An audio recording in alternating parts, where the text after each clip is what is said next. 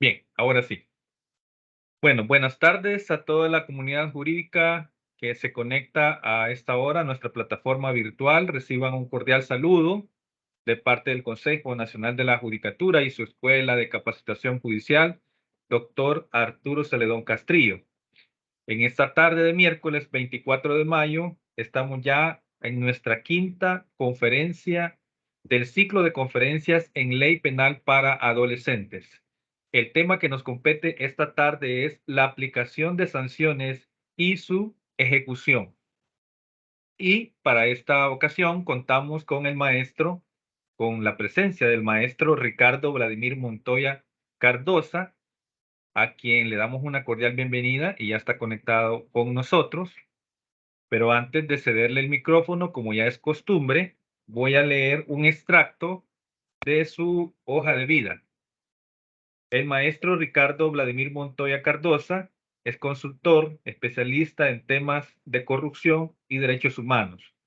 Posee estudios de doctorado sobre problemas actuales de derecho penal, dogmática penal y perspectiva política criminal de la Universidad de Salamanca.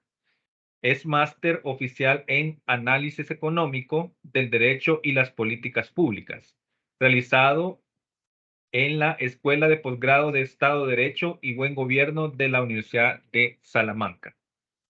Es abogado de la República, capacitador de nuestra Escuela de Capacitación Judicial desde octubre de 1997. Y a lo largo de su trayectoria profesional se ha desempeñado como subdirector de programas para la inserción social del Instituto Salvadoreño para el Desarrollo Integral de la Niñez y la Adolescencia, ISNA, defensor público y procurador de la Justicia Penal Juvenil de la Procuraduría General de la República, adscrito al área de Derecho Penal y Justicia Juvenil en San Salvador desde la vigencia del nuevo proceso penal en 1998 hasta el año 2003. Es autor de diversas publicaciones sobre aspectos de política criminal y conferencista sobre diversos temas de derecho penal, constitucional y derechos humanos. Estamos entonces esta tarde presentando a nuestro invitado especial, el maestro Ricardo Vladimir Montoya Cardosa. Unos minutitos más para mencionarles que siempre vamos a continuar con la misma dinámica de esperar que el maestro Montoya Cardosa realice su exposición magistral y posteriormente vamos a pasar a la sección de preguntas y respuestas. Así que sin más, le cedo el micrófono al maestro Ricardo Vladimir Montoya. Adelante, maestro. Muy buenas tardes, muchas gracias. Especialmente a la Escuela de Capacitación Judicial por permitirme compartir con ustedes precisamente unos cuantos minutos sobre este tema que ha tomado un aspecto muy interesante a lo largo de mi carrera profesional.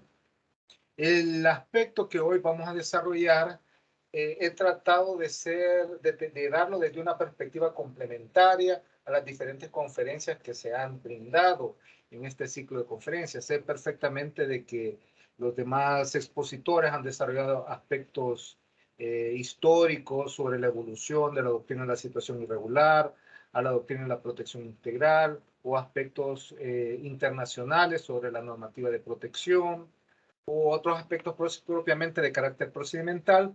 Entonces, con la oportunidad que la escuela me ha dado de abordar un tema que tiene que ver con la parte más, llamémosle, operativa de la justicia penal juvenil, como son las sanciones o las consecuencias jurídicas en términos generales, entonces he tratado de darle una perspectiva práctica, aprovechando también un poco, compartiendo la experiencia que tuve mientras fui coordinador, subdirector del programa de inserción social del extinto ISNA, en el donde se desarrollaban y se perfilaban todos los diferentes programas para la atención del área de la justicia penal juvenil. Entonces, cuando hablamos de esta temática, lo vamos a abordar simplemente desde tres grandes temas generales, en donde ustedes pueden perfectamente comentar al final de la exposición, ¿verdad? ¿Qué aspectos quieren que comentemos?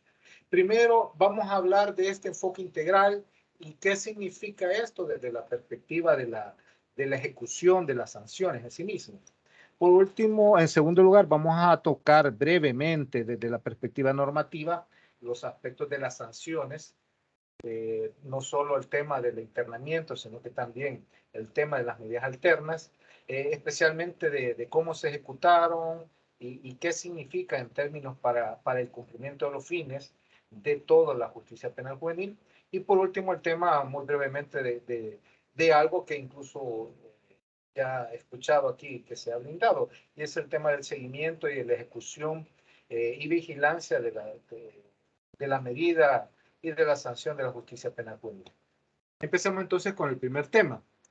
Este tema, cuando se habla del enfoque integral de la justicia penal juvenil, hay que entender que en la actualidad, en pleno siglo XXI, hay que tener en cuenta de que el desarrollo de la ciencia y la tecnología, no solo desde las ciencias naturales, sino que también desde las ciencias sociales ha dado pasos increíbles. Y es así como desde la perspectiva de las ciencias sociales y de las ciencias naturales, en realidad no es un misterio cuáles son aquellos, llamémosles, las causales que hacen o que dan origen al comportamiento delictivo de una sociedad. Sé que esta no es una charla criminológica, pero desde la perspectiva de las ciencias sociales, pues mucho se ha investigado, mucho se ha dicho, entonces se habla siempre desde la doctrina que la importancia de la justicia penal juvenil es abordar al adolescente y asumirlo como una persona integral. En su integralidad también significa abordar todos los aspectos que ello conllevan, una perspectiva biológica, una perspectiva psicológica y una perspectiva social. Este enfoque integral, por lo tanto, vamos a mencionarlo, qué significa para cada uno de ellos este enfoque y su impacto en el tema de la ejecución de las medidas. Este postulado básico, por lo tanto, significa el tema del abordaje de la perspectiva biológica, psicológica y social, aborda casi la integralidad de la vida de una persona, aspectos de salud, su comportamiento social, los aspectos de su personalidad, especialmente el tema de la reacción de las personas cuando han sido, digamos, incentivados por comportamientos violentos. En otras palabras, cómo reacciona la persona frente a la violencia. Si lo aborda desde una perspectiva reactiva, lo aborda desde una perspectiva pasiva o huye. Todos esos aspectos las ciencias sociales y las ciencias naturales lo tienen bastante desarrollado. Por eso es que simplemente hablamos en términos generales de los aspectos biológicos, psicológicos y sociales. Muy puntualmente, de lo que vamos a destacar de toda una serie del conjunto de aspectos biológicos que podíamos desarrollar es simplemente en el tema biológico, referido como aquellos cambios y características físicas que tiene el adolescente, que ocurren precisamente en esta etapa, tienen que ver con aspectos centrales, la parte de desarrollo sexual y todo lo que ello conlleva, los cambios hormonales, la transformación física que tiene para la persona, pero de entre todos los aspectos, a mí vamos a destacar muy puntualmente el tema del desarrollo cerebral. Y es que si bien es cierto, se ha confirmado que el desarrollo, el cerebro como un órgano fundamental de toda la persona, de la persona, está permanentemente en estado de crecimiento y transformación. Sin embargo, es en la etapa de la adolescencia donde se realizan los cambios más fundamentales. Y eso lo podemos decir desde la perspectiva de anécdotas. Tú has tenido una hija, un hijo, en donde has compartido su crecimiento y lo has visto en todas las etapas de su vida, platicas perfectamente cómo le ha ido en la escuela y entrando en la etapa de la adolescencia, ves una transformación no solo en la parte física, sino que en la parte conductual que tú no te lo explicas. Vienes y le preguntas al joven o a la joven, ¿cómo te fue en la escuela? Y después, cuando antes era una charla que te comentaba a detalle lo que había sucedido en su día a día, en la etapa de la adolescencia, el joven o la joven simplemente te va a decir, bien, y nada más. Y muy difícilmente o con grandes esfuerzos tú te puedes prácticamente forzar una conversación en esta etapa. Este tipo de situaciones con los adolescentes, entre muchas otras situaciones anecdóticas, es precisamente esa etapa en donde el cerebro principalmente se está transformando y junto con ellos precisamente su comportamiento y emociones.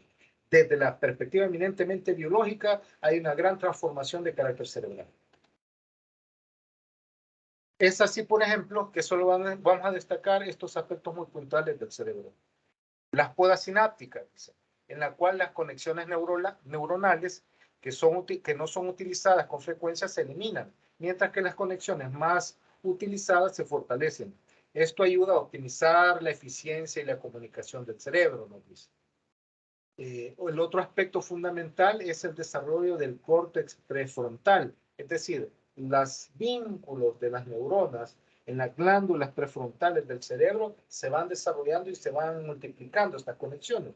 Y esto está muy vinculado a la toma de decisiones, al manejo de sus emociones, al control de los impulsos, a mecanismos de planeación, una facilidad de proyectarse a futuro, otros aspectos, así como otros aspectos que tienen que ver con la maduración y que afectan directamente la capacidad de los adolescentes para la toma de decisiones, informadas o no, ¿verdad? En su momento, así como valorar las posibles consecuencias de sus actos. En el tema del desarrollo del sistema límbico, referido específicamente al desarrollo de las emociones, esta es como la parte más, llamémosle, primitiva del desarrollo del cerebro, referido a la intensidad emocional, el manejo de estrés, el manejo de las búsquedas o las respuestas emocionales que pueden tener los adolescentes en esta etapa. En este desarrollo límbico, pues lo he acompañado con una breve imagen al respecto.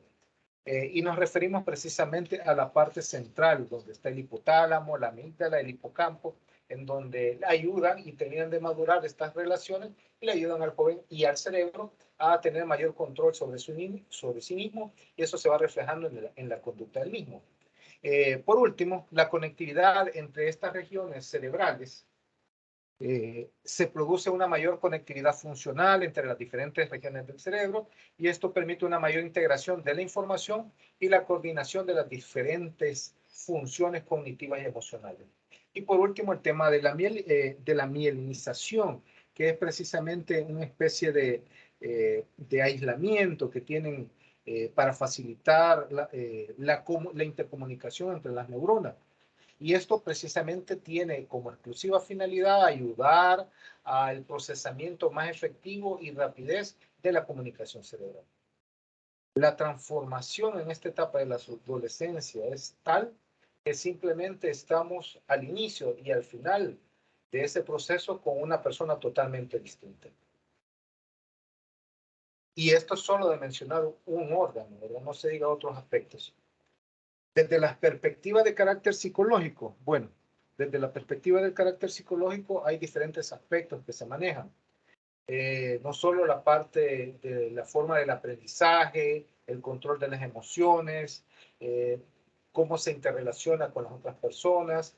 Esta transformación durante la adolescencia también tiene su complejidad, incluyendo los cambios en la forma en que piensan, en que razonan, en que toman decisiones. También pueden experimentar cambios emocionales y de identidad, ¿verdad? Así como desafíos en el manejo de estrés y de las relaciones interpersonales. En esta etapa yo quisiera destacar el tema de los traumas emocionales. Nosotros como sociedad no somos muy, llamémosle, no hemos desarrollado en términos generales una valoración exacta de la importancia de la atención psicológica en el desarrollo de la salud mental. Sin embargo, el abordaje interno de que por qué piensas lo que piensas, por qué actúas, por qué tienes tus preferencias, por qué tienes ciertos aspectos de tu comportamiento, tienen mucho que ver con la necesidad de un proceso de autoevaluación que es estrictamente un tema de carácter psicológico. En el área de la justicia penal juvenil es muy frecuente que se aborde principalmente el tema de traumas. El tema de traumas es un tema muy importante, muy desarrollado. Precisamente estábamos, hace unos años, vino un autor, un especialista en trauma, James Garbarino, que se dedicó como especialista psicológico, como un perito, a hacer entrevistas con los homicidas que estaban a punto de ser ejecutados en su sentencia de muerte. Y él hacía un abordaje durante 20 años sobre qué características o qué factores psicológicos influenciaron al comportamiento de estas personas y a que su conducta fuera violenta. Entonces, desde esta perspectiva, Garbarino hacía un análisis de la importancia que tienen los traumas. Él mencionaba sencillamente de que el tema de los traumas es una perspectiva individual. No voy a hacer una exposición del desarrollo de la perspectiva de Garbarino, simplemente mencionar que a lo largo de nuestra vida tenemos diferentes traumas y diferentes niveles, pero nosotros tenemos diferentes formas de enfrentarlos. Hay traumas que pueden tener nosotros y cada una de las personas, dependiendo de los factores y las herramientas emocionales y psicológicas con las que cuentan, pueden ejercer un proceso de resiliencia para consigo mismo. Y se olvidan perfectamente a los 3 días, o al día siguiente, o al momento. Sin embargo, traumas más intensos tienen duración hasta de un año. E incluso traumas de carácter mucho más graves se convierten en factores que tienen que ser resueltos emocionalmente y psicológicamente para poder normalizar el comportamiento de una persona. Y menciona el aspecto psicológico y la influencia y la importancia de los traumas, porque en nuestro país el comportamiento de nuestra sociedad ha tenido una diversidad de factores y el rechazo a la atención psicológica es uno de ellos. Sin embargo, rechazar este tipo de abordaje es un grave error teniendo en cuenta la necesidad de desarrollar este tema de salud mental con la población de la justicia penal juvenil y con la población de la niñez en general, y yo diría que todavía en términos generales, con toda la población. Por ejemplo, Garbarino decía que el tiempo es un factor importante en la superación de los traumas, pero su impacto puede variar según la naturaleza del trauma y las circunstancias individuales. Algunas personas pueden encontrar que el paso del tiempo le permite procesar gradualmente el trauma, integrarlo en su vida y recuperar su funcionamiento normal. El tiempo puede permitirles adquirir nuevas perspectivas y aprender habilidades de afrontamiento y encontrar formas de adaptarse a lo que han experimentado.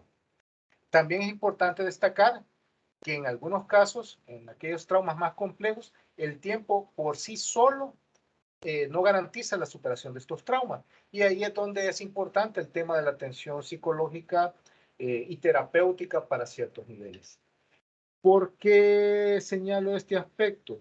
Porque en el área de la justicia penal juvenil, el tema de la atención psicológica se ha convertido en un factor fundamental para el abordaje o el proceso de atención integral y de, llamémosle, y de proceso socioeducativo de la persona. No solo el abordaje y la constatación del tema de salud, que cuando, por ejemplo, un joven llega a un centro de inserción social, en muchas ocasiones ellos dicen, voy a aprovechar que estoy aquí para que me revisen esta enfermedad, para que veamos el tema de mi dentadura. Entonces aprovechan no solo el tema de salud, sino que también ahí es donde los equipos multidisciplinarios tendrían que, una vez realizado el diagnóstico adecuado, analizar el comportamiento del joven, explorar su historial de vida y poder detectar posibles traumas y colaborar con él en un proceso de atención psicosocial y terapéutico, ¿verdad? Entonces, este enfoque psicológico no es un tema leve, es un tema importantísimo que puede tener menor o mayor impacto en el proceso socioeducativo del joven. De ahí la importancia de que los centros tengan suficientes psicólogos, que los psicólogos estén adecuadamente capacitados con técnicas funcionales y especializadas para el tema de la atención de estos traumas más severos, especialmente por el tipo de población que el área de la justicia penal juvenil atiende. Muy bien. Y por último, de este enfoque integral, no nos olvidamos del aspecto social. Desde la perspectiva del aspecto social, nos referimos a todos aquellos aspectos de carácter ambiental que influyen en la vida de los adolescentes. Esto incluye la vida, los amigos, la familia, los amigos, la cultura, la escuela, la comunidad en la que viven, las interacciones sociales y las experiencias que pueden tener y su impacto significativo en su desarrollo. El estado emocional en el que se encuentra, el abordaje, su comportamiento, la idea de pertenencia o desarrollo de arraigo, todos estos aspectos tienen que ver precisamente con el tema social. Desde esta perspectiva, entonces, en donde las causales que dan paso a comportamientos violentos y delictivos en todas las personas, pero especialmente en el tema de la justicia penal juvenil, ya están dichos, entonces podríamos hacer brevemente un comentario de cuál es el perfil de los adolescentes que se incorporan al tema de la justicia penal juvenil. Solo este tema del perfil es como decir cómo ingresan los jóvenes al sistema y cómo deben salir, atendiendo a la que la finalidad de la justicia penal juvenil es una finalidad socioeducativa. Entonces, si esa es la finalidad del sistema, hablemos entonces de cuál es el perfil, llamémosle normal, de un adolescente desde estos tres enfoques. Obviamente, solo este tema es un tema no solo de una investigación, una conferencia, sino de múltiples investigaciones en la sociedad salvadoreña. Sin embargo, hay alguna información que tuvimos la oportunidad de construir, así como también de tener algunos, junto con todos los que trabajan en el área de la justicia penal juvenil, pueden ir construyendo un perfil de cuál es el tipo de personas que ingresan al área. Por ejemplo, ha probado drogas. Un alto porcentaje de los jóvenes que ingresan al área de la justicia penal juvenil sí han consumido especialmente marihuana, alcohol con mucha frecuencia, y esto es un proceso, llamémosle en escala. En las primeras veces de su ingreso al sistema, su comportamiento o sus niveles de consumo eran menores, pero en la medida en que va reingresando y él va creciendo, entonces va probando diferentes tipos de sustancias ilícitas. Así que en su momento llegábamos a identificar que jóvenes habían llegado a consumir drogas más fuertes como cocaína o crack, ¿verdad? Entonces, obviamente, esto sí ya va dificultando un proceso de atención integral, porque un joven que ingresa con estas características significa en consecuencia que el proceso de atención que debe recibir pasa por un proceso de desintoxicación, un proceso, llamémosle, de atención especializado, de deshabituación de consumo, sin mencionar otros aspectos que tienen que ver más con el aspecto biológico, como es el tema del carácter nutricional. Todavía tenemos no tenemos actualizados los últimos índices nutricionales, pero de los últimos que teníamos información, había por lo menos entre un 8 y 10% de ciertos sectores de la población de El Salvador que tenían déficit nutricional. Y si nos reducimos o la analizábamos al área de la niñez, había un porcentaje mucho menor, pero todavía muy significativo de niños y niñas que tenían procesos de graves deficiencias nutricionales. Entonces, estos son aspectos obviamente que tienen que impactan directamente en el comportamiento que pueden desarrollar porque le impiden no solo el tema del desarrollo biológico, sino que también todo el desarrollo que puede significar ese proceso de habituación y de comportamientos preestablecidos que se desarrollan en el cerebro.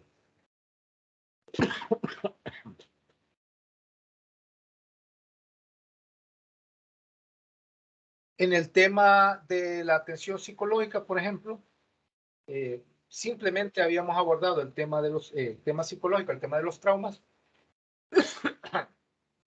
Y por lo general, los jóvenes que ingresan, que son referidos, que se hacen esa primera entrevista inicial en la etapa de resguardo, se puede identificar en ellos claros signos de abuso, abuso verbal, abuso sexual o diferentes tipos de trauma, abuso físico por parte de familiares principalmente. Entonces, este tipo de situaciones son las que obviamente en un programa de atención y de ejecución de las sanciones tienen que ser abordadas con el joven.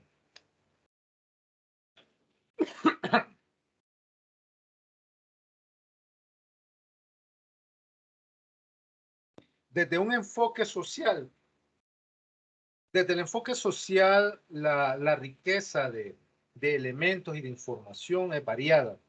Lo limitaremos a aquellos más conocidos.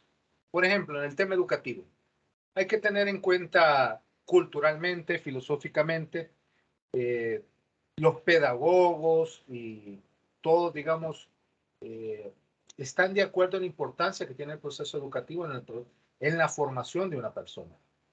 No es lo mismo una persona que no sabe leer y escribir a una persona que ha llegado hasta por lo menos el bachillerato. Las oportunidades que tiene, por ejemplo, no solo a nivel personal, sino que a nivel productivo y económico, son muy diferentes. Es por eso que de una sociedad, de los primeros esfuerzos que se hace para desarrollar programas de desarrollo es la inversión en materia educativa. Si eso no se refleja en políticas públicas y en un verdadero esfuerzo por una mejora en el proceso educativo de la población, sencillamente no estamos abordando con seriedad el tema del desarrollo social. Y en el ámbito de la justicia penal juvenil es evidente. Si a nivel nacional las últimas cifras estadísticas que se conocieron hablaban de que el promedio de escolaridad de un adolescente, de un joven en El Salvador era sexto grado, séptimo, octavo en el área urbana y quinto y cuarto en el área rural. Luego de la pandemia, algunos expertos han dicho de que podemos contar con un retroceso de 1 grado en escolaridad. Entonces podríamos decir que los avances que habíamos tenido más o menos han quedado en la misma situación. Esto podría significar un retroceso aproximadamente de 10 años en el proceso de escolarización de una sociedad. Porque también informes del Banco Mundial señalan que para mejorar 1 grado de escolarización se debe hacer un esfuerzo aproximado de por lo menos 10 años para ir elevando el promedio de escolaridad para una población determinada. Entonces, podemos decir que si este es el promedio de la población salvadoreña, cuando asumíamos y tomábamos la investigación de cuál es el perfil de escolaridad que tenía el adolescente al momento de ingresar al sistema penal juvenil, pues se encontraban perfectamente con personas que no habían leído, que no estaban escolarizados, que estaban en el promedio o muchas veces abajo del mismo. Y que principalmente en su totalidad, casi en el 100%, habían desertado del sistema educativo.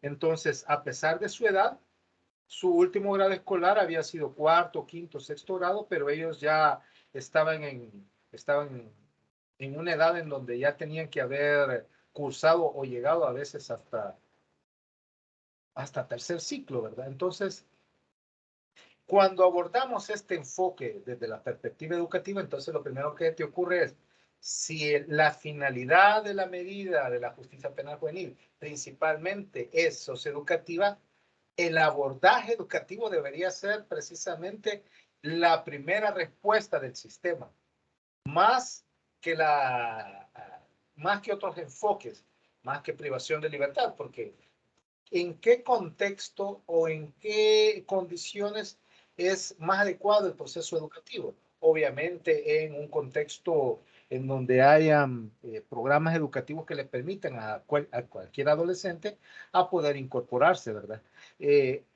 Es así como existen estos programas, no se niegan, pero son todavía muy deficitarios, son escasos en los recursos, escasos en la adaptación de la currícula, escasos en la especialidad de los profesores y escasos en sí en los programas. No hay cobertura a nivel nacional para dar respuesta al origen de la diferente población que se tiene. Y esto no se responde simplemente con protocolos, porque desde la perspectiva formal las autoridades siempre nos dicen o decían, aquí está el protocolo de actuación, aquí está esto que debe ser la escuela, pero a la hora de implementarlos, los directores de escuela o los mismos profesores simplemente dicen de que no está formado para este proceso especializado, para mejorar la incorporación de estos jóvenes, o bien no tiene el personal suficiente. Entonces, tenemos que ser cada vez más honestos en cuanto a los resultados concretos que estamos, digamos, recibiendo o mejorando, porque sí hay mejoras, pero siempre hay retos que se deben de sufrir desde la perspectiva del perfil de ingreso y el perfil de salida para que queremos con estos jóvenes. Si tenemos en cuenta sencillamente desde la perspectiva más macropolítica, eh, el porcentaje del PIB en el país asignado al Ministerio de Educación es todavía muy por debajo del promedio latinoamericano, solo para decir un tema a nivel presupuestario.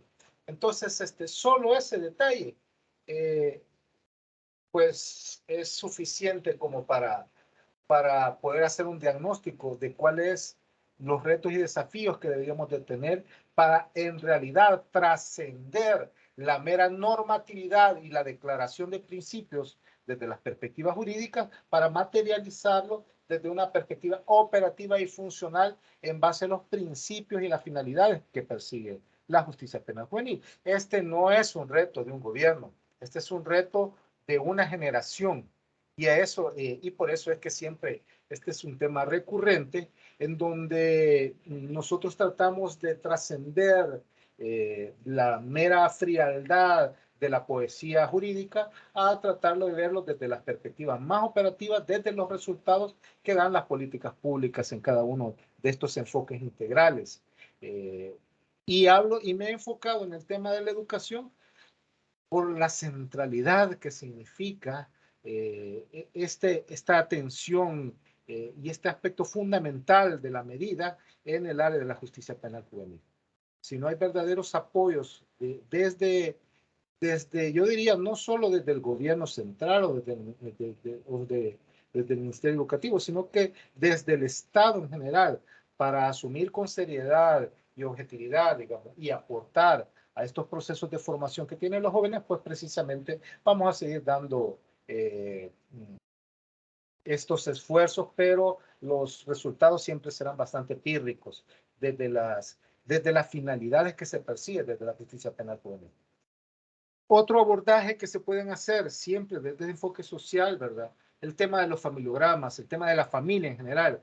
El último dato que mal recuerdo yo es sobre el tema de cómo está constituida la familia en El Salvador. Principalmente hablamos de una familia monoparental.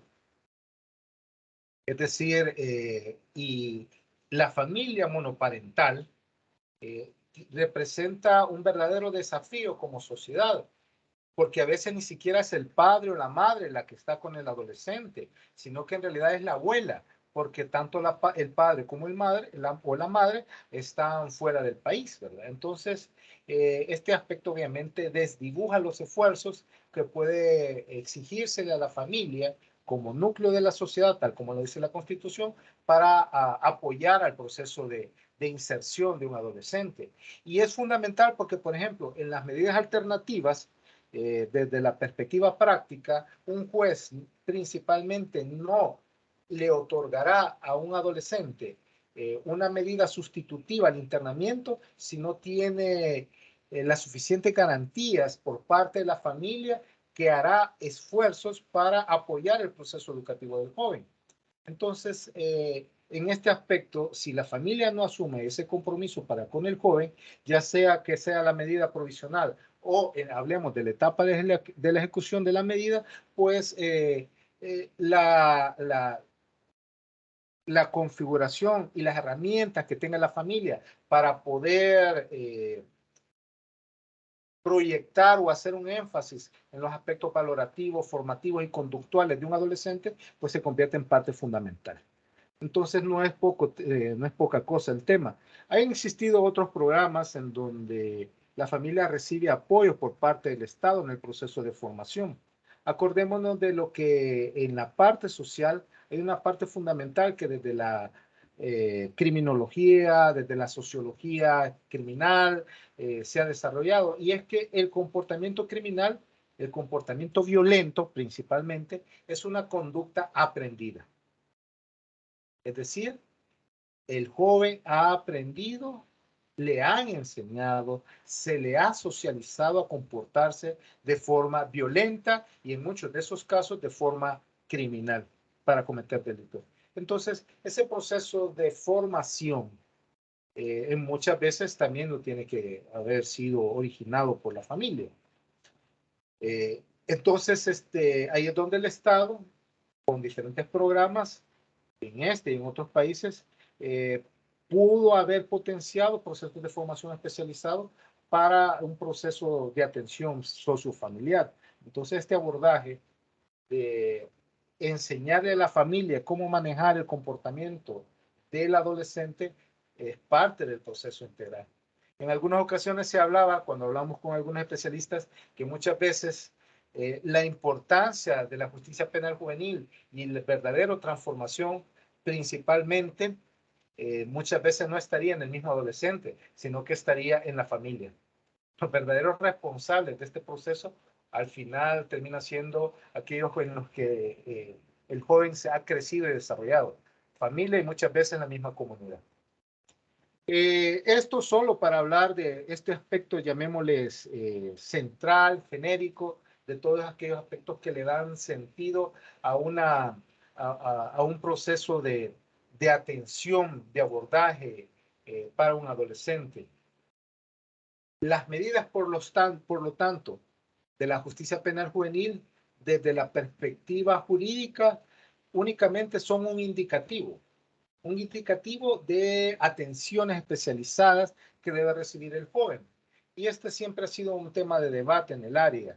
Siempre se ha dicho por qué el joven que se porta mal, que ha cometido hechos delictivos, es que el Estado tiene que invertir más recursos. Más recursos, por ejemplo, si está en internamiento, en velar porque tenga un régimen nutricional adecuado. Si está en una medida de libertad y se le financia, por ejemplo, una beca o un proceso de atención, entonces, ¿por qué tiene que invertir en un chico que se ha portado mal en la sociedad? ¿Por qué tiene que invertir el Estado y no invertir en aquellos jóvenes que destacan, que ganan medallas? La respuesta es sí, desde muchas perspectivas. Se lo voy a decir desde una perspectiva económica. Así, descarada y cínica. Sale más barato. Sale más barato invertir en esta etapa del proceso de formación de una persona que luego invertir miles de dólares cuando ya es adulto y el proceso de cambio de conducta es mucho más difícil y requiere mucha mayor inversión. Entonces, desde todo punto de vista, solo para decirlo desde uno, que es el económico, la inversión que se haga en un adolescente del área de la justicia penal juvenil, en áreas de educación, procesos de atención psicológico, procesos de atención familiar, procesos de atención educativo, pues sigue siendo tanto educativo en lo formal como en lo no formal, sigue siendo mucho más rentable para una sociedad que invertir posteriormente en mantenerlo privado de libertad. Y con este aspecto económico me voy a quedar, que no se lo esperaban posiblemente, ¿verdad? Sin mencionar otros aspectos, más humanos, psicológicos, más de una sociedad más sana, culturalmente incluso, ¿verdad? Entonces, este es, digamos, el verdadero contenido y la verdadera materialización de todo el aspecto normativo discursivo de la justicia penal juvenil. Y esto es precisamente lo complejo y lo difícil de este y de cualquier régimen jurídico, es su materialización. ¿Por qué? Invertir en especialistas no es barato. Invertir en formarlos no es barato. Invertir en coordinar procesos de atención psicológica, familiar, educativa, formal o no formal, sigue siendo un área que para materializar lo que normativamente, constitucionalmente y a través de lo que la convención dice, precisamente tiene un costo económico. Y que a pesar de ello, todavía significa mucho más rentable que la posible inversión que pueda hacerse en una persona que ya se ha dedicado principalmente a la vida criminal. Vamos a ir avanzando y vamos a seguir comentando precisamente estos aspectos. Siéntanse libres también de que en esta etapa ir formulando en el chat las preguntas y las vamos a recopilar al final de la exposición. Bueno, por ejemplo, ¿cuál es el estado actual de la justicia penal juvenil? Lamentablemente no tenemos datos de cuál es la justicia, cómo está actualmente. En promedio, el área de la justicia penal juvenil tenía aproximadamente, por lo menos en lo que yo recuerdo, estaba funcionando con 600 privados de libertad, 700 adolescentes hombres privados de libertad y aproximadamente casi más de 1,100 adultos que estaban en centros intermedios. Entonces esto, y en una población de atención que rondaba los 800 en materia de programas de atención en medidas de medio abierto. Si eso era, digamos, en promedio el funcionamiento hace unos años. Lamentablemente, la única información que les puedo proporcionar, porque hoy ya no se puede tener acceso a información a nada, es el tema de este dato proporcionado por la Defensoría. Y es de marzo a octubre, ¿cuántos adolescentes han sido detenidos en base al régimen? Y hay aproximadamente, ahí está el dato, son 3,236 adolescentes, hablamos de 2,811 y 425 mujeres. De antemano les digo que la capacidad de atención del ISNA y ahora con APINA era limitada. Entonces, de antemano esos datos simplemente no podrían haber sido recibido atención para los programas que exige el área de la justicia penal juvenil. Pero como han sido capturas que tienen un alto índice de vulneraciones de derechos humanos, muy probablemente de ese índice no más del 10%, si se ha cumplido todos los requisitos, como por ejemplo requisitos para la implementación de medidas cautelares, para generar o dictar una medida de internamiento, pues podríamos decir que deberían de estar más o menos funcional todavía, digamos, en los programas de atención con el personal que estaba en el área de la atención penal juvenil.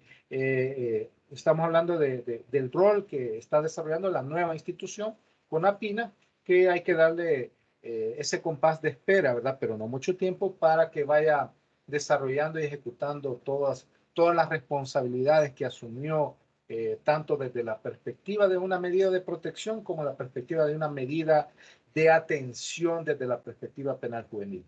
Entonces es un reto que es muy grande, ¿verdad? Estos datos solo son desde la ruta de entrada. Estamos hablando de la etapa de resguardo, que recordemos que hay un proceso de selección natural de estos procedimientos para finalizar en esa etapa de ejecución de medida. Muy bien, vamos a seguir. Y es que nos vamos a acercar brevemente a, digamos, los aspectos normativos. Y es que cuando la Constitución, en el artículo 35, inciso segundo, nos dice que la conducta antisocial de los menores que constituya delito o falta estará sujeta a un régimen jurídico especial, junto con la convención, y solo voy a citar este artículo de la convención, los estados parte, el 40, reconocen el derecho de todo niño de quien se alegue que ha infringido las leyes penales o a quienes se les acuse, declare culpable de haber infringido esas leyes, a ser tratado de manera acorde con el fomento de su sentido de dignidad y valor, que fortalezca el respeto del niño por los derechos humanos y las libertades fundamentales de terceros, y se tenga en cuenta la edad del niño y que éste asuma una función constructiva en sociedad. Tanto desde la perspectiva constitucional de nuestra Constitución, como desde la perspectiva de respeto a los compromisos internacionales que tiene el Estado salvadoreño frente a la comunidad internacional, pues cuando hablamos de la medida de la sanción de la justicia penal juvenil, no puede hablarse de una medida retributiva, no puede hablarse de una medida de castigo, por obvias razones de las que hemos hablado, diferente al trato y el abordaje que se le puede dar a un adulto. Por eso es que, y esto ya lo han escuchado de parte de los otros exponentes, es que siempre se habla de un régimen jurídico especial, pero especialmente dañoso no se puede interpretar, sino que solo hay una forma de interpretarlo, y es de especialmente beneficioso. Por eso es que se habla que desde la perspectiva de la protección integral, todo adolescente tiene las garantías constitucionales e internacionales de un adulto, más las garantías adicionales que le da el régimen especial de la justicia penal juvenil. Este régimen especial es muy exigente y hay claros mandamientos tanto a nivel doctrinario como a nivel de la Corte Interamericana de Derechos Humanos. Es decir, este régimen asume como propio todo lo que es la estructura dogmática y doctrinaria garantista del derecho penal, desde las construcciones iniciales del Marqués de Beccaria sobre los delitos y de las penas, pasando por toda la construcción y evolución de los derechos humanos. Hablamos de un conjunto de garantías y principios que desde la perspectiva de la ejecución también deben de tenerse en cuenta, no solo desde el proceso del procesamiento del joven, sino que también desde la perspectiva de la ejecución de la misma. Es así como cuando el juez de ejecución les abordó este tema, pues él es un heredero de todas estas garantías y aspectos de derechos fundamentales que históricamente en la cultura occidental se han construido para favorecer y dar este tratamiento especializado a la población privada de libertad. Obviamente esto es importante tenerlo claro, en virtud de que siempre existe ese, llamémosle, ese afán de parte de los políticos por asumir mensajes populares falsos, por cierto. Hace unos años se recuerdan de que se acusó al área de la justicia penal juvenil de ser el principal responsable del incremento delincuencial del país. Y es a través de informes estadísticos de la justicia penal juvenil en donde se demostró que no más del 12% de la criminalidad pudiese ser atribuida al área de la justicia penal juvenil. Y ese 12% era inicial, es decir, contado a partir de la cantidad de capturas de adolescentes en comparación y en relación a la cantidad de hombres, adultos y mujeres adultos detenidos por el cometimiento de hechos delictivos. Entonces, desde esta perspectiva estadística, lógica y funcional, culturalmente los políticos tienden a querer atribuir la responsabilidad a los adolescentes y obviar las responsabilidades que tiene como Estado y como y el mandato constitucional para cumplir los requisitos que tiene el área, ¿verdad? No ha faltado político que no haya instrumentalizado el área de justicia penal juvenil. Hay que ser sinceros sobre este aspecto. El artículo 9 de la Ley del Penal Juvenil claramente nos recuerda, la finalidad es socioeducativa.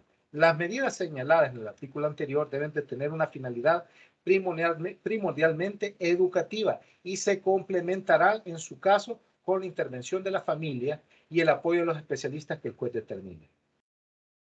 Constitucionalmente, convencionalmente, legalmente, técnicamente, jurisdicción especializada, es decir, en realidad hay poco margen para que un político pueda opinar, ¿verdad?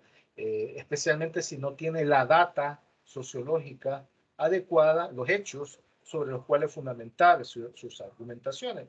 Por eso es que nosotros como especialistas, como parte de esta comunidad jurídica, siempre tenemos que tener respeto, digamos, no respeto, sino que hacer valer esta exigencia por la parte de la población más sensible y especialmente la población de la niñez y adolescencia, ¿verdad? Pueden seguir instrumentalizando otras áreas de la sociedad si gustan, pero el área penal juvenil que atiende a la población más vulnerable, a la que se ha caracterizado por la que se ha configurado con un perfil que ha recibido los programas de atención más deficitarios del Estado, entonces, y si a esa población vulnerable con ese perfil de lo que hemos venido hablando todavía es objeto de diatriba política, pues sencillamente eso ya trasciende la parte de la sinvergüenzada, ¿verdad?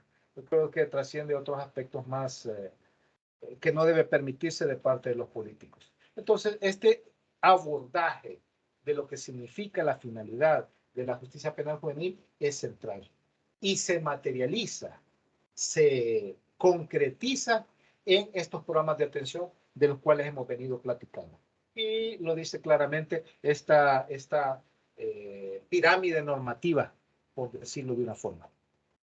La aplicación de la medida será ordenada de forma provisional o definitiva y podrán ser suspendidas, revocadas o sustituidas por otra previa consulta en su caso de las personas encargadas de dar apoyo al menor durante el cumplimiento de la medida.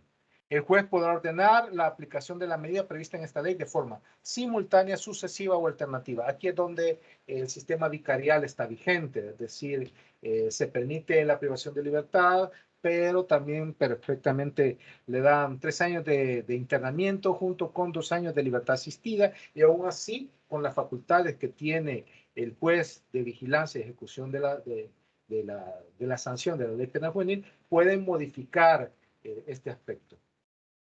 Si tenemos claridad de que la finalidad de este régimen es educativo,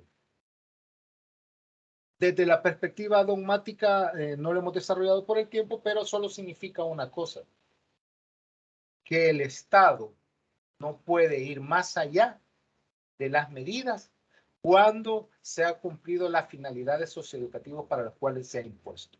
Y esto es un verdadero reto a nivel normativo y a nivel de jurisprudencia, ¿verdad? Hay varios casos en donde empiezan las confrontaciones, estos aspectos, estas disputas normativas entre lo que dice el desarrollo doctrinal, constitucional, convencional, normativo, jurídico, frente a aquellas estructuras normativas interpretativas que tratan de enfocar al adolescente como el responsable de toda la criminalidad del país. Muy bien. En esta misma línea, por eso es que si dentro de la finalidad de inserción de un adolescente, si se puede convertir y aplicar estos programas desde la perspectiva alternativa a la privación de libertad, pues sencillamente el juez deberá priorizar la aplicación de una medida sustitutiva del internamiento por cualquier otra, en cualquier delito. Obviamente todo va a depender del caso, ¿verdad? En materia penal, siempre hay una costumbre por generalizar y en términos generales somos muy fáciles de caer en falacias argumentativas, pero desde la perspectiva técnica dogmática, lo que se debe hacer para analizar una circunstancia y no demeritar un aspecto doctrinario es enfocarse en los aspectos concretos. ¿En qué caso concreto? Para poder hablar si, ¿por qué el juez le dio una salida alternativa, una medida alternativa al internamiento en un delito de homicidio a un adolescente. Hay que conocer el caso. Puede ser que sinceramente ni haya sido el autor directo, que no haya sido ni siquiera cómplice necesario, que haya sido precisamente un partícipe dentro de dentro de un caso concreto. Entonces, hay que ser muy especialista, muy técnico, muy científico para no lanzar ese tipo de falacias argumentativas que a veces las escuchamos con cierta frecuencia al tratar de discutir estos temas dentro de la justicia penal juvenil. Por eso hay que tratar de abordarlos de una perspectiva concreta y de una perspectiva fáctica y si es acompañada por datos estadísticos, mucho mejor. No somos políticos. Orientación y apoyo más familiar, amonestación, y ahí vemos toda la sustentación normativa que le da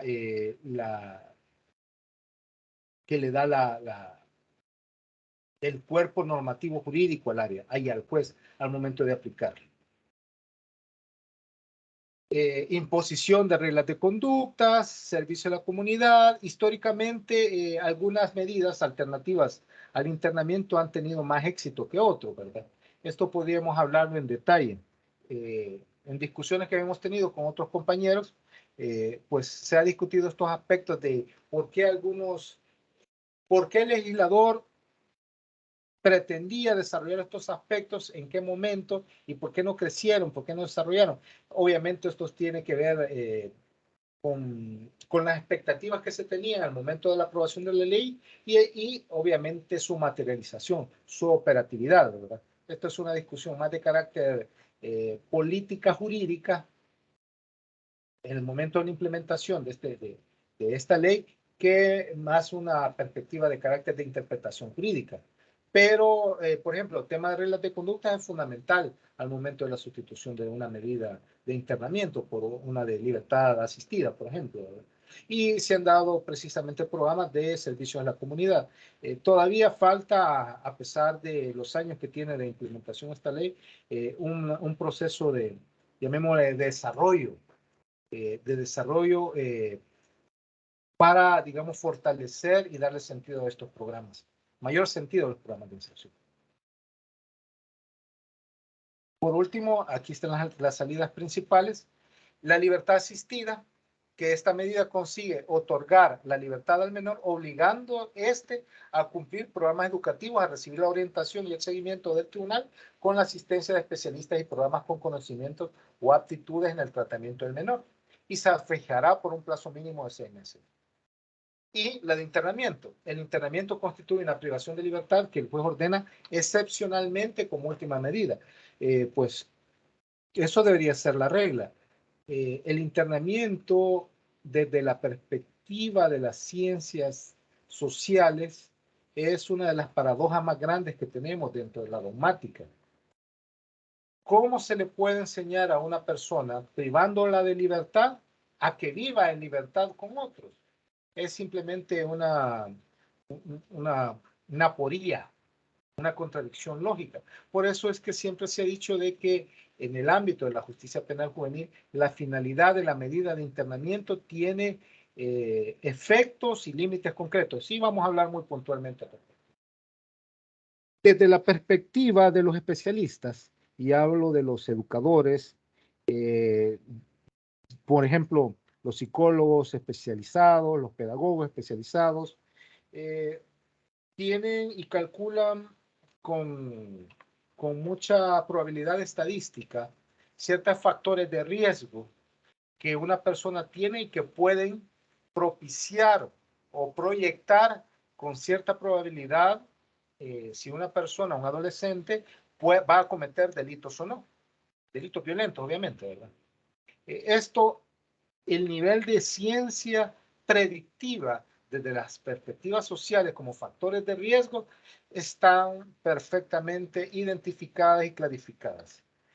Teníamos un programa en donde incluso podíamos llegar, estábamos en ese proceso de alimentarlo con los factores e indicar cierta probabilidad o ciertos factores en donde sumábamos estos aspectos psicológicos, el impacto o la fuerza que tiene en las probabilidades, el entorno la familia, si consume o no drogas, el nivel de escolaridad, en la proclividad que tiene una persona de cometer hechos delictivos. Suena a película, y no voy a mencionar nombres de películas, pero únicamente ese es un factor que desde la perspectiva de política pública ayuda a potenciar los programas, o debería haber ayudado a apoyar programas de atención especializado para el adolescente.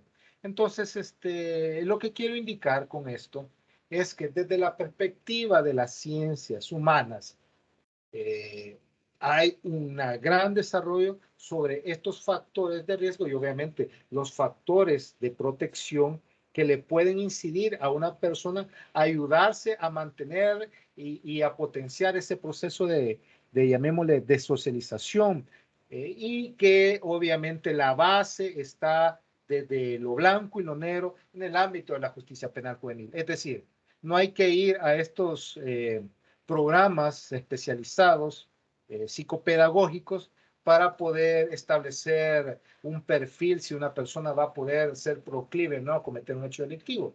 Basta sencillamente con tener claridad de la aplicación correcta de estas herramientas que da la justicia penal juvenil para poder favorecer y potenciar un programa de atención que ayude al proceso educativo de un joven.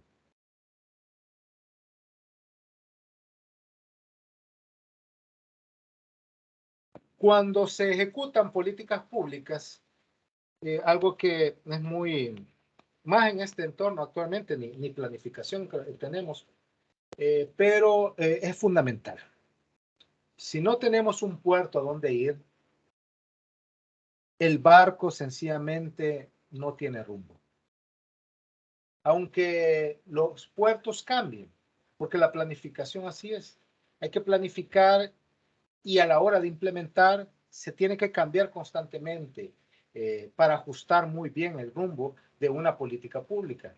Pero un factor fundamental en toda política pública es su evaluación.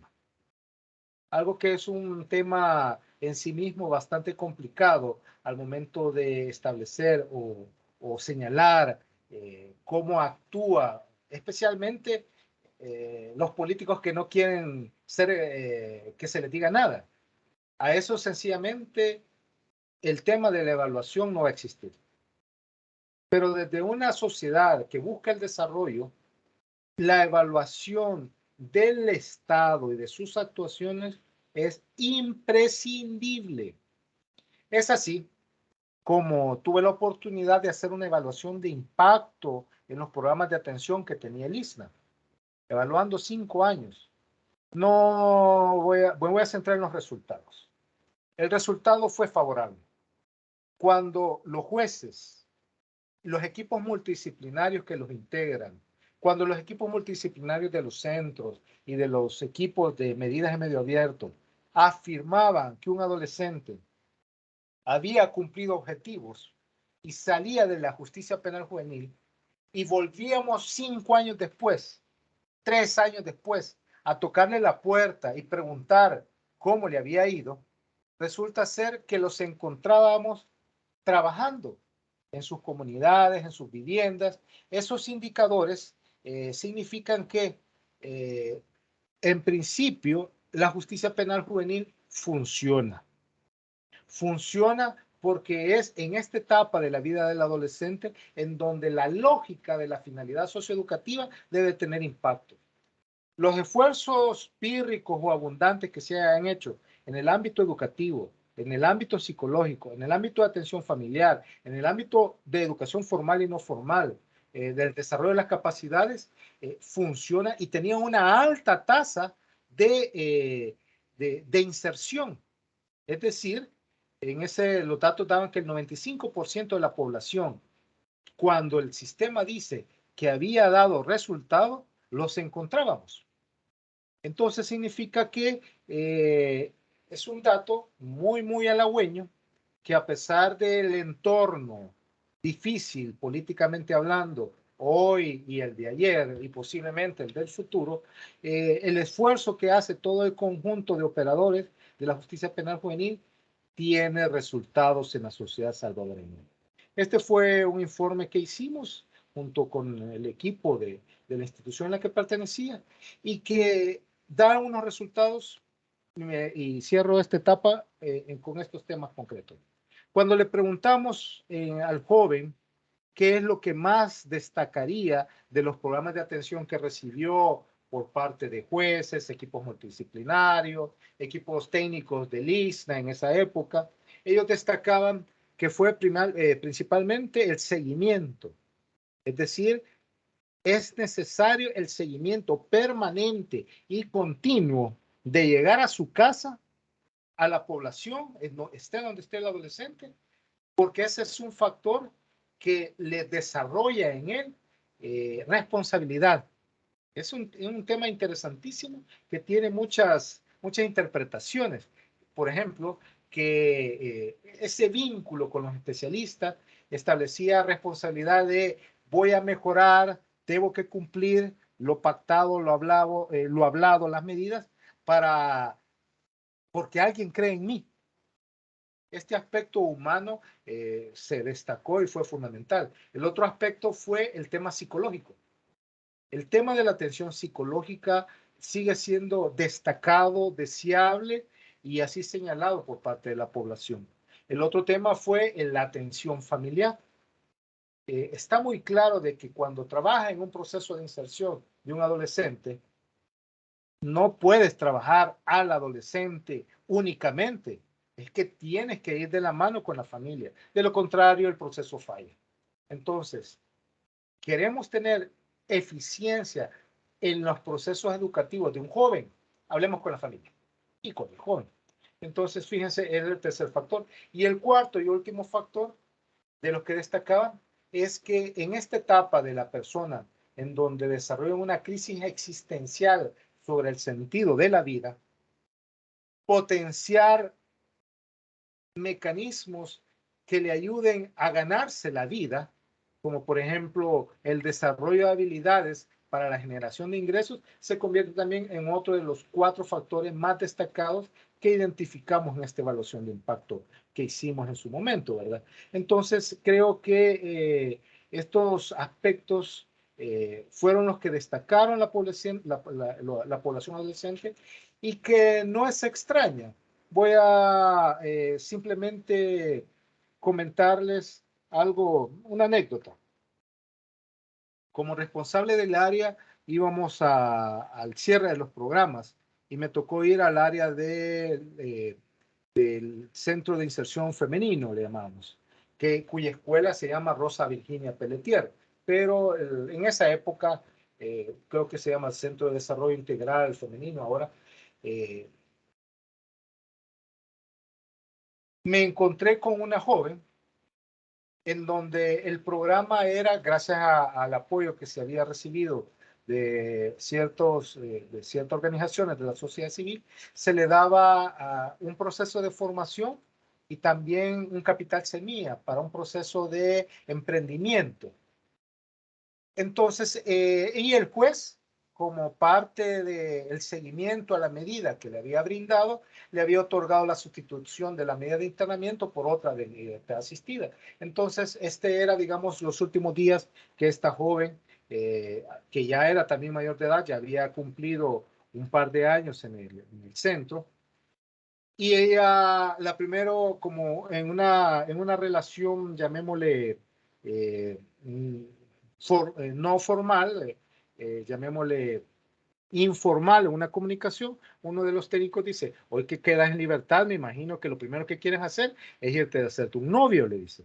Y la señorita le dice, claro que no, le dice.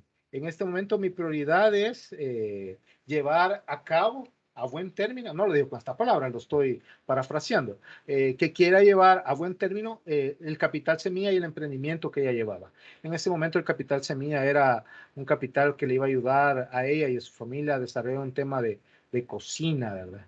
Entonces, y dijo el siguiente comentario, a mí me ha sorprendido de cómo yo venía con una mentalidad, ella era de la zona norte de la Unión, y hoy que me voy totalmente con una mentalidad diferente.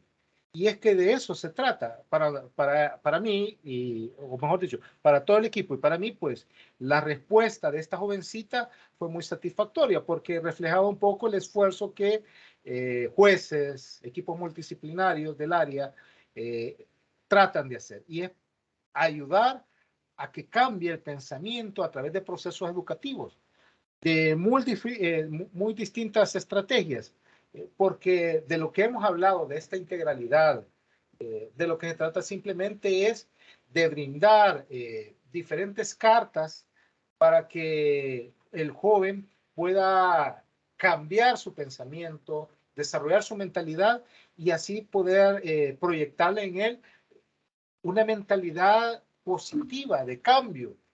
Y así como hubo este ejemplo de esta jovencita que venía, que llegaba, que salía con una mentalidad diferente, a pesar de estar internada por un par de años en un centro de privación de libertad, así también tenemos historias de jóvenes que en una vez dentro de un proceso logramos que una universidad de prestigio impulsara la carrera de trabajador social en Hilo Vasco.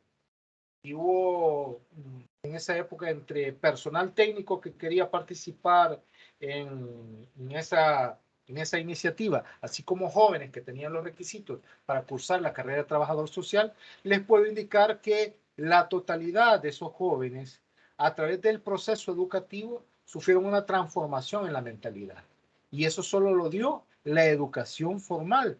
Y eso solo reitera la importancia de cumplir la finalidad de la medida que pretende la justicia penal juvenil, porque no es una finalidad imposible, al contrario, es una finalidad totalmente real, totalmente eficiente, totalmente rentable en términos estatales, y creo que por eso es que trabajamos como se trabajó y por eso creo que la gran cantidad de funcionarios y de colaboradores que trabajan en el área están enamorados precisamente con el área de la justicia penal juvenil, porque ven la transformación del pensamiento de los jóvenes, casi en los jóvenes, ¿verdad? Claro, como todo, ¿verdad? En algunos es más fáciles que en otros.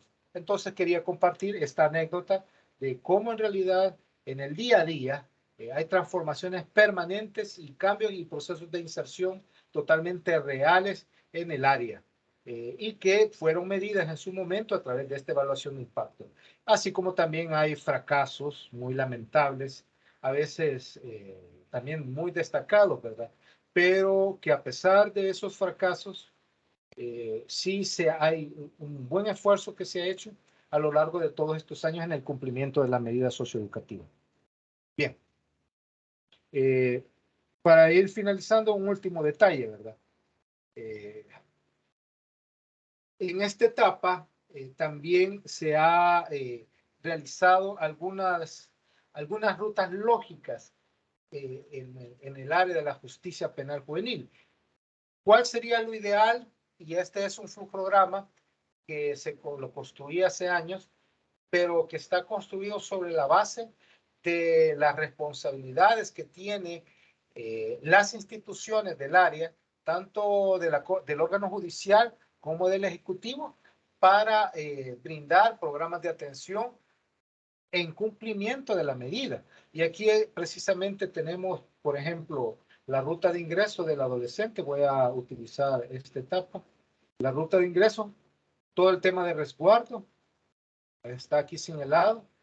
La entrevista de los equipos iniciales, el trabajo con la familia y desde aquí el rol que hace el juez delimitar a partir de toda esa información que se tiene del joven en las primeras horas, poder diferirlo si se trata con él de un programa de carácter preventivo que se podría trabajar con las juntas de protección o con programas especializados de atención en coordinación con el Ministerio de Educación. En otras palabras, no es la justicia penal juvenil lo que requiere el joven, sino que programas de inserción al modelos educativos u otros programas de carácter social, disculpen, o impulsar a un programa, a procesos de inserción en medio abierto, como se le llama, controlado por el tema de libertad asistida. Esto va a depender precisamente del perfil y de los apoyos y del entorno y de las herramientas que pueda tener el juez, que el equipo técnico y los especialistas puedan proyectar que serán suficientes para que se pueda implementar una medida de estas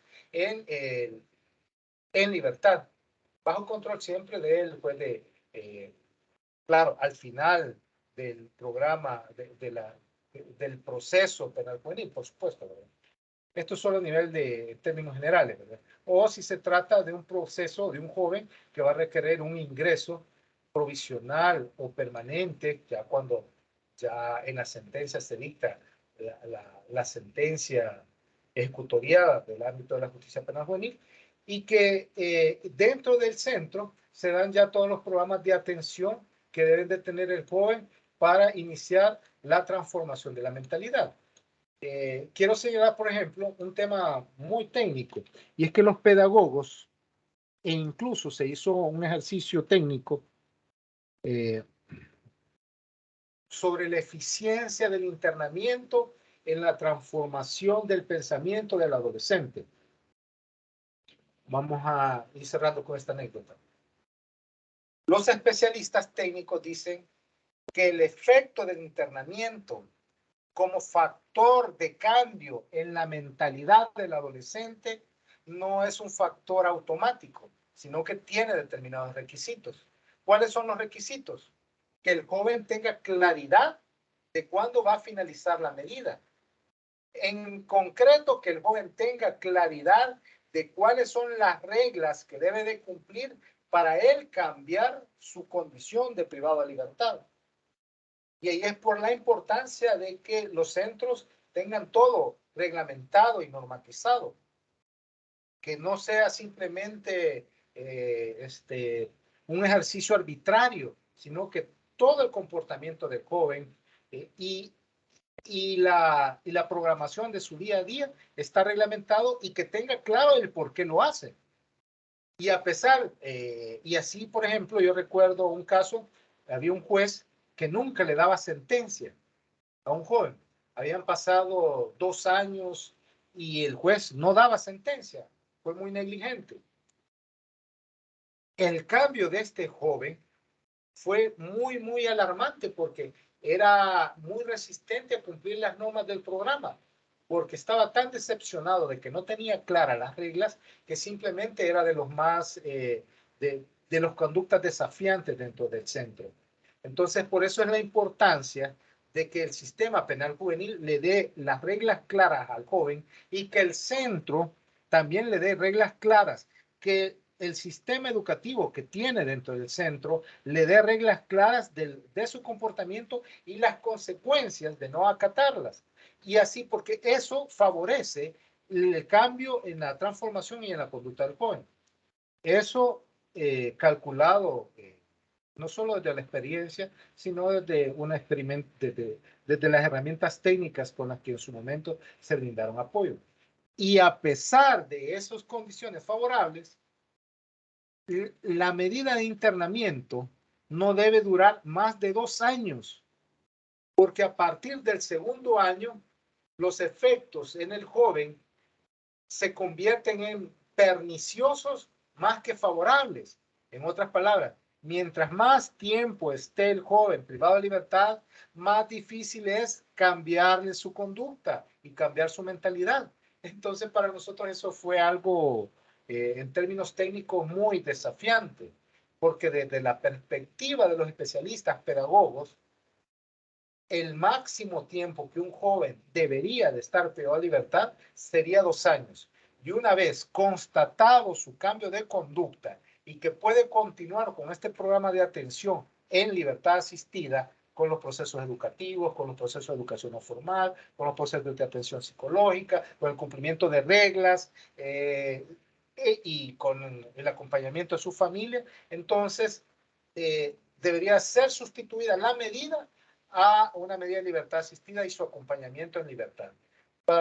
Eso significa todavía, si ya de por sí el área de la justicia penal juvenil significa un cambio de paradigma cuando le dijéramos a los políticos que un joven no debe estar más de 2 años, es que sencillamente eso sería intolerable, ¿verdad? Pero en términos técnicos, en términos de la experiencia, es así. Entonces, y eso también le da poco sentido a algunas reformas que pretenden cumplir los objetivos a partir de un internamiento excesivo, dilatado. Eso sencillamente es no funcional, sino que al contrario, es criminológicamente eh, potencialmente criminógeno. Entonces, por eso es que entre más aspectos técnicos se tenga en el cumplimiento de la finalidad de la justicia penal juvenil, mayor niveles de eficiencia hay y se disminuyen los factores criminógenos. Pero si atendemos a la influencia de la visión adultocentrista, de la visión de centros penales, de la visión de adultos, entonces resulta ser que estamos desdibujando el sistema penal juvenil y estamos haciendo que sea más ineficiente. Esto verificado no solo en términos de la experiencia de los equipos técnicos, sino que también con las herramientas técnicas científicas que brindan precisamente estos especialistas de talla internacional, ¿verdad?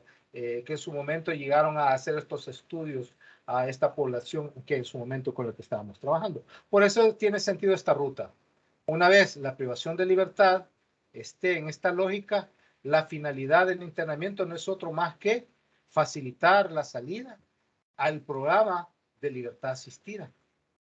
Y en este programa de libertad asistida, que sale mucho más eficiente, es mucho más barato dar mejores programas de atención en libertad asistida que en internamiento. Porque en internamiento tenés que atender la totalidad de vida del joven, su salud y todo lo que ello significa, su nutrición, su ropecama, agua, etcétera, etcétera, etcétera, etcétera. Los costos son altísimos y parcialmente eficientes si no se tienen en cuenta los aspectos técnicos de los equipos multidisciplinarios. Entonces resulta ser que para que cumplamos de forma eficiente estas medidas que brinda la justicia penal juvenil y que se materializan en un cúmulo de conocimientos especializados de carácter técnico, pedagógico, psicológico, familiar, educativo, habilidades para la vida de los trabajadores sociales. Entonces,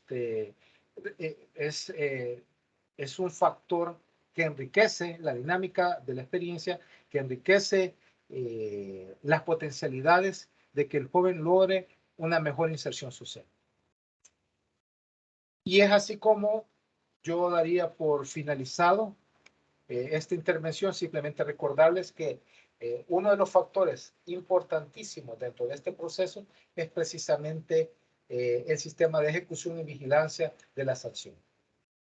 Ya sea en su control cada 3 meses y su verificación en audiencia cada 6 por parte de los jueces de ejecución de la medida y vigilancia de la sanción de la ley penal juvenil, pues creo que eso es lo que hace es que cada uno de los que intervienen dentro del área se conviertan en que asuman roles fundamentales e importantísimos para ver resultados que pretenden llevar a una población vulnerable a una plena inserción en nuestra sociedad. Y bueno, yo me quedaría aquí y estaría sujeto a las preguntas que ustedes quisieran formular. Gracias, maestro Ricardo Montoya. Vamos a pasar en este momento al espacio interactivo en el chat, donde usted puede colocar su interrogante. De hecho, ya hay varias interrogantes, maestro. No sé si usted las puede ver o si desea que yo... Voy a buscarlas en este momento, discúlpeme. Perfecto, maestro. Voy a dejar de compartir, si me permite. Claro que sí.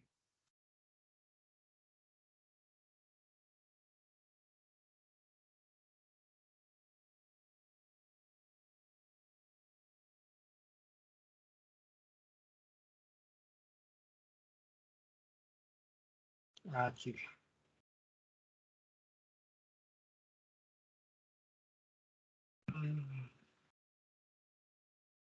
Dice, por ejemplo, vamos a empezar desde el inicio, ¿verdad? O mejor desde las últimas hacia adelante. Con gusto, las diapositivas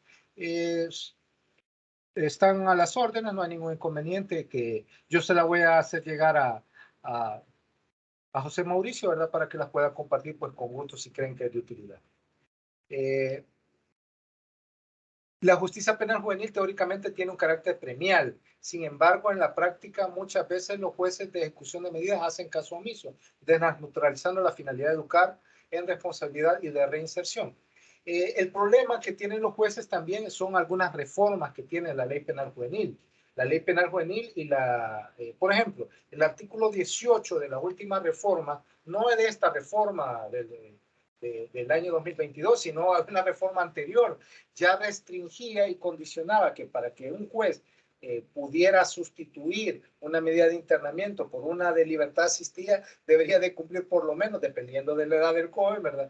Por lo menos las 2/3 partes de la sanción de internamiento, lo cual desmerita la lógica de la finalidad socioeducativa del sistema penal juvenil, ¿verdad? Así es que llamémosle de que no podríamos echarle la culpa solamente al juez de ejecución. También hay responsabilidad de nuestros políticos por incorporar estas restricciones, pero también creo que hay responsabilidad de todo, porque en el momento en que se puso en vigencia esa ley, nadie ha reclamado hasta la fecha, que yo sepa, ninguna acción de inconstitucionalidad por entrar esta limitación a la ley penal juvenil en el proceso de inserción con las finalidades constitucionales, para ser breve en la respuesta. Así es que sí, es un tema también, un tema legal y constitucional que puede ser subsanable, por cierto. Se necesita una reforma de la ley penal juvenil donde tomen todos estos aspectos integrales de los adolescentes, respetando las garantías de la Convención y de la Constitución, sin políticas arbitrarias que no respeten los derechos fundamentales de la niñez y la adolescencia. Sí, es una integración. Mire, ningún gobierno tiene esta transformación tan radical. Los cambios son paulatinos. Yo creo que en esta fecha ha habido avances. El hecho, por ejemplo, de que con la nueva ley, crecer juntos, no signifique una eliminación del irrespeto de los requisitos y las garantías de la Convención y de la Constitución, es un avance, a pesar, digamos, del cambio de gobierno.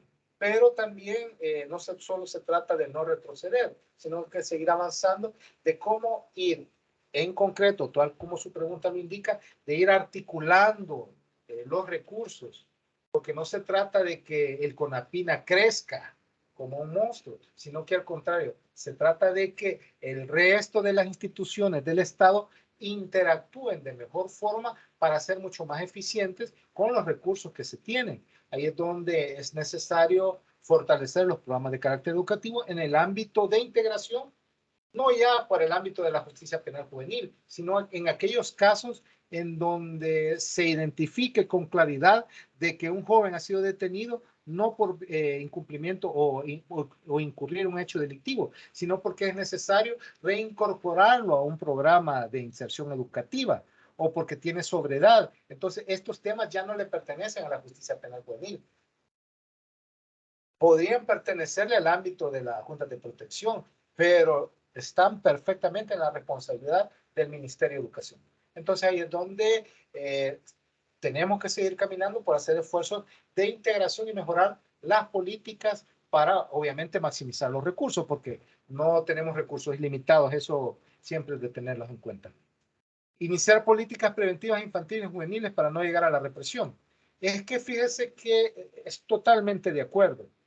Y yo lo mencionaba de la forma más cínica. Es que es mucho más rentable invertir ahora que invertir miles y miles en el futuro. Y es eficiente, da resultados. Así es que es un buen tema, un buen eslogan también para seguir convenciendo a nuestros responsables políticos para que vayan tomándolo en cuenta en sus iniciativas, ¿verdad? En sus articulaciones como políticas públicas que implementan. Para efectos de asistencia, muy bien. El tema de la intervención familiar. Hay programas con APINA dentro de sus especialidades. Tiene personal técnico que fue formado en Brasil con programas muy claros sobre procesos de educación y de apoyo a la familia. Obviamente, eso requiere recursos, ¿verdad? Y recursos focalizados y de análisis.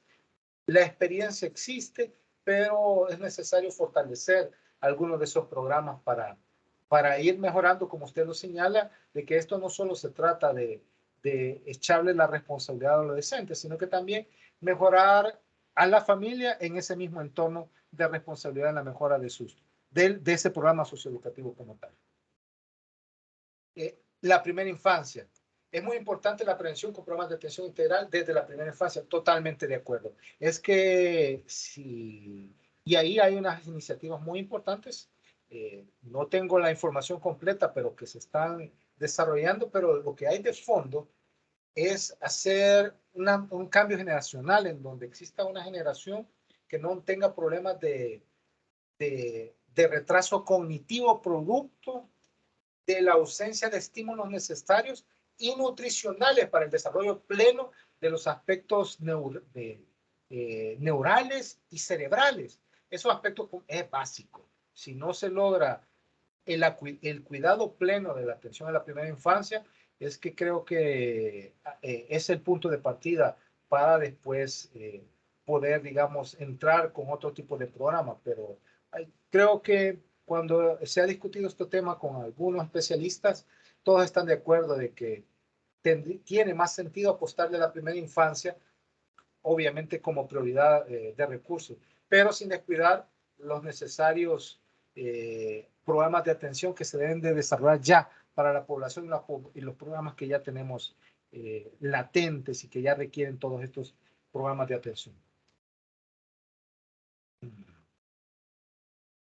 Se debe apostar por programas preventivos estudiantiles obligatorios. Sí, mencionaba de que ahí el Ministerio de Educación es responsable, uno de los principales responsables por desarrollar programas que den respuestas principalmente al tema de la deserción escolar. Con eso sería suficiente. Y definir con claridad, obviamente, un tema curricular especializado para estas poblaciones que o tienen una reiterada repeticencia en escolaridad o tienen sobreedad. Por el principio de corresponsabilidad de la educación de los niños y adolescentes, no solo es responsabilidad del Estado, sino también de la familia y la sociedad en su conjunto. Totalmente de acuerdo. Sin embargo, ese es el cambio de paradigma que significó la visión integral de la justicia, de la Convención de los Derechos del Niño. Pero, obviamente, también es responsabilidad del Estado apoyar a la familia para que ellos se conviertan en verdaderos soportes o agentes de cambio en el ámbito no solo de la justicia penal juvenil, ¿verdad? Sino también de otros aspectos. Creo que hasta acá, aquí hay una pregunta.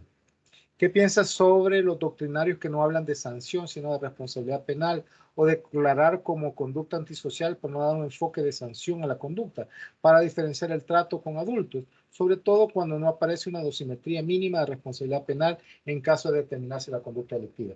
Mire, hay un curso que tiene la Escuela de Capacitación Judicial exclusivamente sobre dosimetría en el ámbito de la justicia penal juvenil. No es excluyente los requisitos constitucionales de ilicitud, culpabilidad, así como también las finalidades que persiguen. En otras palabras, así como los requisitos del marco legal establecido por ley para la imposición de una medida. En esos casos lo que se hace es referirse al marco general que da el Código Penal para tener en cuenta esos factores. Eso quizás a nivel jurisprudencial no se ha desarrollado muy bien, pero sí un aspecto que en términos técnicos y doctrinarios no hay ningún inconveniente.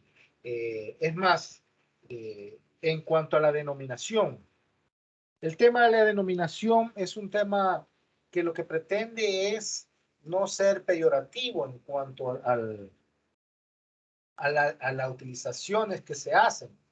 Lo cierto es que cuando tú privas de libertad a un adolescente, eso es una prisión. Entonces, no hay que caer en el tema del fraude de etiquetas. Cuando hay un internamiento, se trata de no ser estigmatizante y de no ser perjudicial con aquellos prejuicios que tiene la sociedad con el adolescente. Pero estamos hablando de una sanción fuerte. Estamos hablando de privación de libertad, de prisión. Entonces, pero yo diría que la temática, más que discutir si le llamamos conducta antisocial o responsable, o le llamamos culpable, o le llamamos prisión a la cárcel, o le llamamos internamiento, yo diría que más importante de las etiquetas solo tienen sentido no para las etiquetas en sí, sino las etiquetas lo que pretenden es que la sociedad y las personas no cometamos prejuicios sobre estas jóvenes, y que sí los hay. A nosotros, cuando estábamos responsables de buscar apoyos en la sociedad para que jóvenes aprendieran mecánica, por ejemplo, habían serios prejuicios del empresariado para trabajar con esta población, porque decía, si ya tengo aquí muchos jóvenes que no tienen este estigma de que haya sido condenado a un internamiento o prisión o conducta antisocial, ¿por qué le voy a dar prioridad a él si aquí tengo jóvenes sanos que se han portado bien y que prefiero darles a ellos mi confianza de mi empresa, de trabajar en mi empresa? Entonces, lo que pretende la justicia penal juvenil con estas etiquetas no es que tengamos una discusión bizantina, si el término correcto es responsabilidad o el término correcto es culpabilidad. La importancia de la no estigmatización desde las etiquetas es que la sociedad no tenga prejuicios y que colabore y que sea corresponsable con los procesos de inserción de esta sociedad. A mí no me importaría, y después de estar apoyando en su momento, formulando procesos y programas, que le llamaran como quisieran, pero que hubiéramos tenido un apoyo de la sociedad y de los empresariados, para decir alguien en concreto, mucho más fuerte en los programas de inserción, ¿verdad? Entonces, este es el tema, hay que tener cuidado de no caer en estas discusiones, porque más importante que esto es cumplir con esos programas de atención y ser eficiente. Obviamente tampoco le va a decir reo o prisionero, ¿verdad? A estos jóvenes, ¿verdad? ¿Por qué? Porque una vez cumplen esa fase, ellos son los primeros que quieren olvidarse de ese pasado, que no quieren decirle a la gente que una vez estuvieron privados de libertad.